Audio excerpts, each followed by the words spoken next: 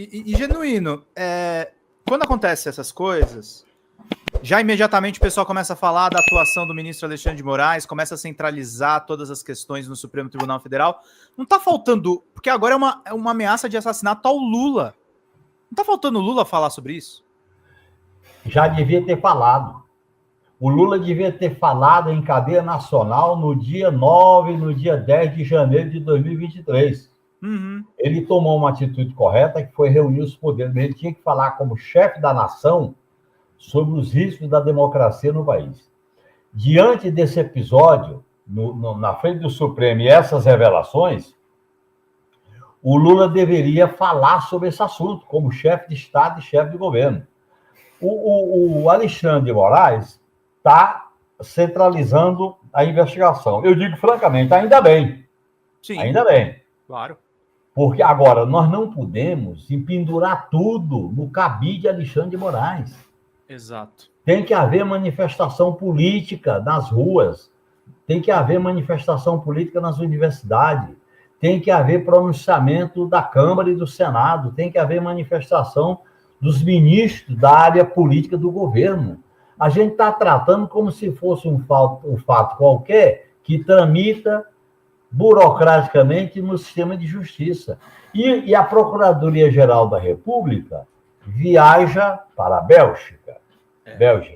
E olha bem, durante a campanha eleitoral, a PGR disse que não ia punir, dizendo para não contaminar a denúncia por causa das eleições. Aí eu lembro que em 2012, em plena campanha eleitoral, entre o primeiro e o segundo turno, nós do PT fomos julgados naquelas sessões espetaculares da toga preta, dos 11 caminhando para botar a gente na forca, em pleno segundo turno da eleição de 2012. Quer dizer que quando há dois pesos e duas medidas, o Poder Judiciário é um poder contra-majoritário, ele não pode fazer cálculo político, ele não pode levar em conta a opinião pública, ele tem que agir de acordo com o direito de defesa, devido processo legal, claro, o contraditório, provas e pronto.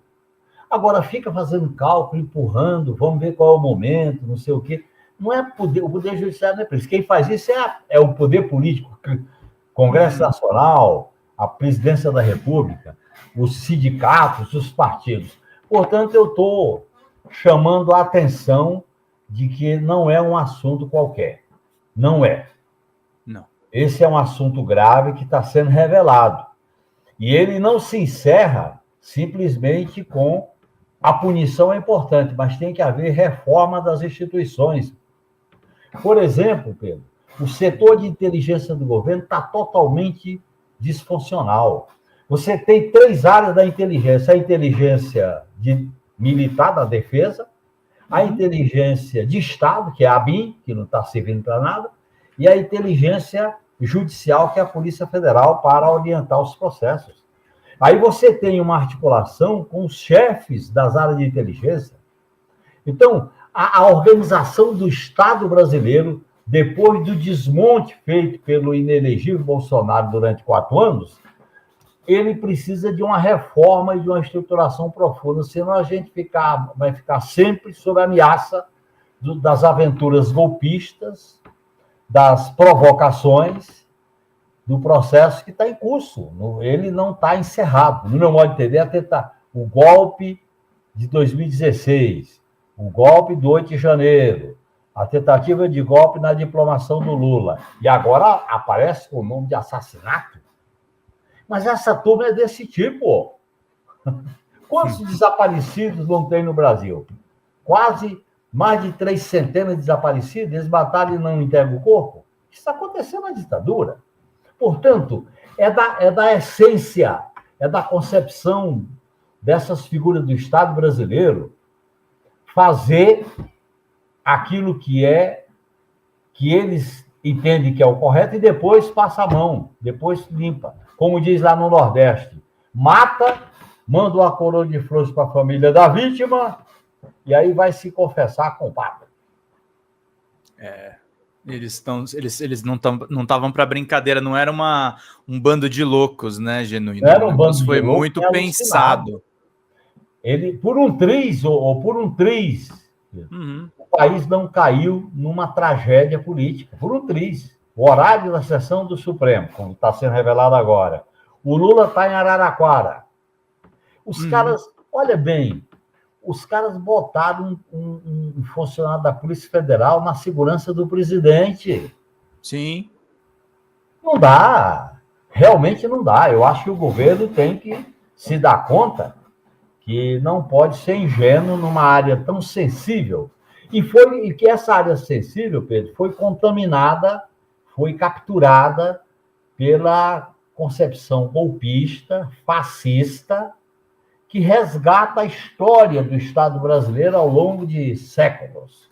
E veio agora com essa virulência.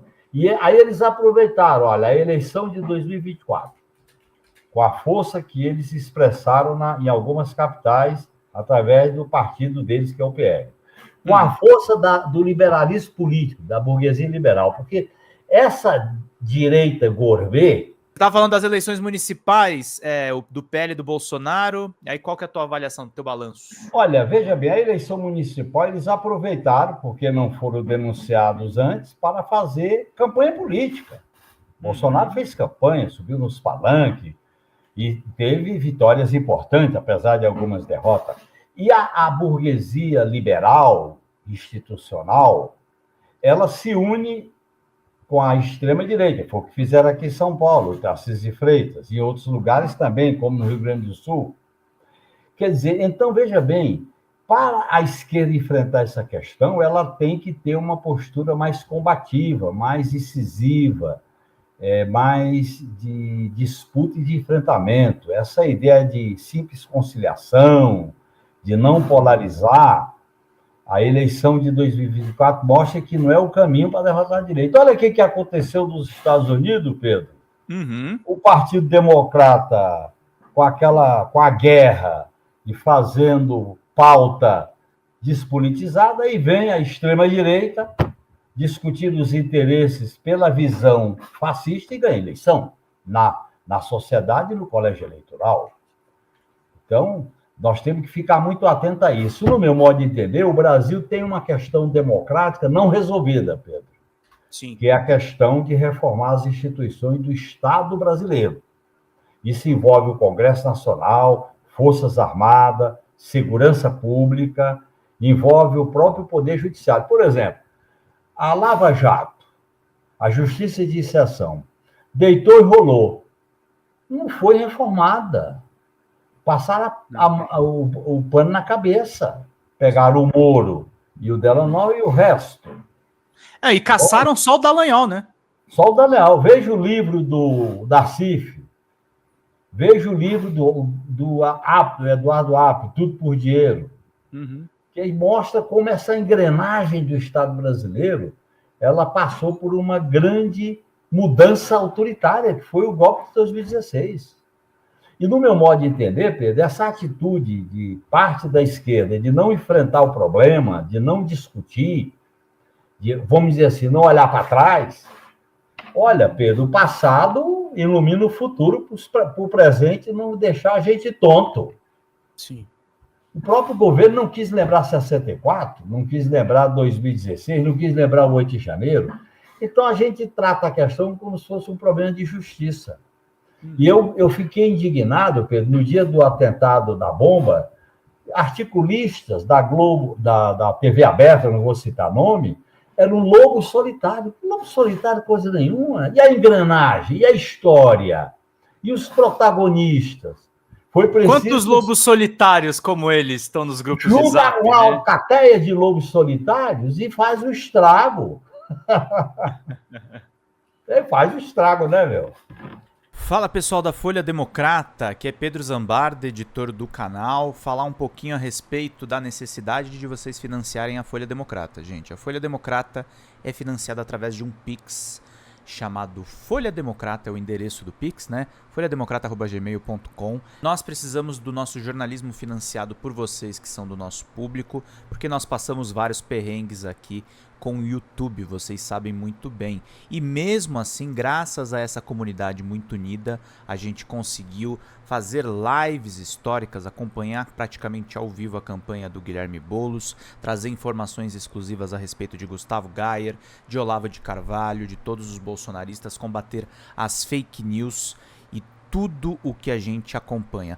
Por R$80 no nosso Pix, você ganha um curso de roteiro para série, o que é muito importante se você é artista, roteirista, se você lida com essas práticas da economia criativa. Outra forma de você colaborar também é se tornando membro aqui do nosso canal. Isso é muito importante para você fazer as suas atividades por aqui, porque você tem acesso a vídeos exclusivos e nós temos um curso de jornalismo básico para você poder acompanhar a partir de R$5, que é ministrado por mim. A gente tem aí quase uma dezena de aulas e muito conteúdo para você poder acompanhar.